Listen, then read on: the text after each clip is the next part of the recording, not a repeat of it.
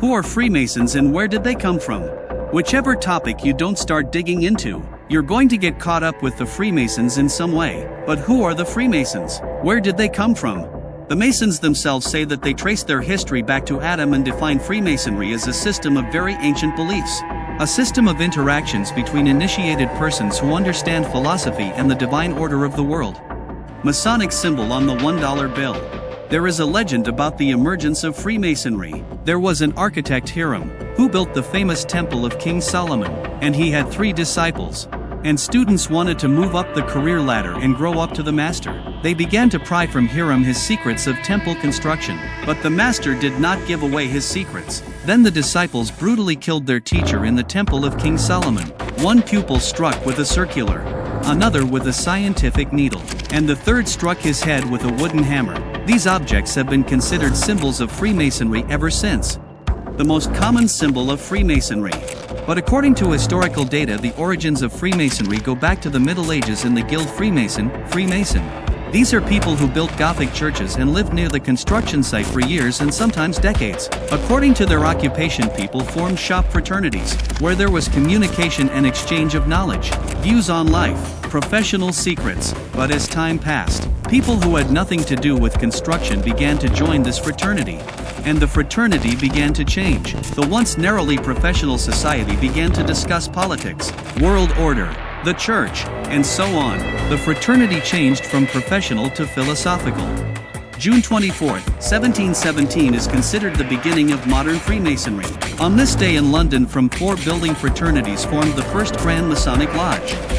The most common symbols of Freemasonry: the all-seeing eye, located on the Kazan Cathedral in St. Petersburg, a ruler, an angle gauge, a dial, a nagalnik, a hammer, a shovel, a branch of acacia, a circle with 2 mutually intersecting equilateral triangles enclosed inside, the right hand behind the sinew, portraits of Napoleon, Kutuzov, Kerensky.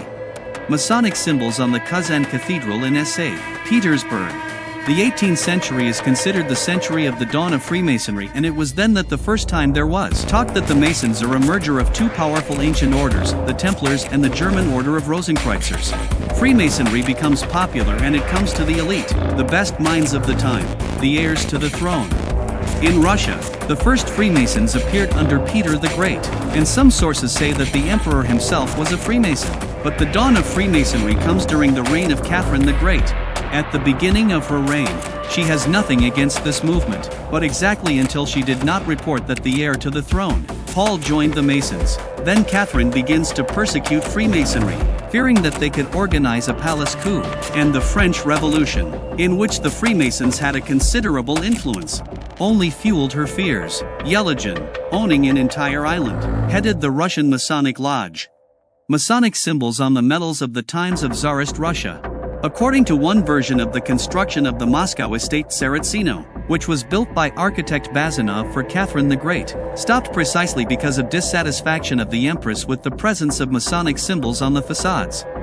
Despite this, secretly Freemasonry existed and flourished in Russia until the beginning of the 19th century, and only in 1822 Emperor Alexander I at the end of his reign issued a decree banning Freemasonry in the Russian Empire. But if you think that this is the end of the matter, you are mistaken. In modern Russia, Freemasonry still exists. The Grand Lodge of Russia was established in 1995. Meetings of Freemasons are usually held once a month. They discuss issues of global importance, and therefore there is an opinion that a handful of bigwigs rule mankind. There are about 300,000 Freemasons in the UK, more than 2 million in the US, and about 500, not thousands, just 500, in Russia. Interesting facts. And here are some of the most famous Freemasons: Voltaire, the brothers Napoleon, Kutuzov, Mozart, Kipling, Giuseppe Garibaldi, Peter Chadayev, Ivan Turgenev, Griboidov, Pushkin, Suvorov, Razumovsky, Muravyov Apostle, George Washington, Roosevelt, Conan Doyle, and others. The list can go on for a very long time. And here are some more interesting facts about Freemasons. An atheist cannot become a Freemason. A mandatory requirement for a candidate is belief in God. According to the statutes, a Mason cannot speak in court against a brother in the lodge, so, even knowing of his guilt, is forced to perjure himself. Women are not accepted into the Masonic fraternity. None of the Masons can speak for the entire organization.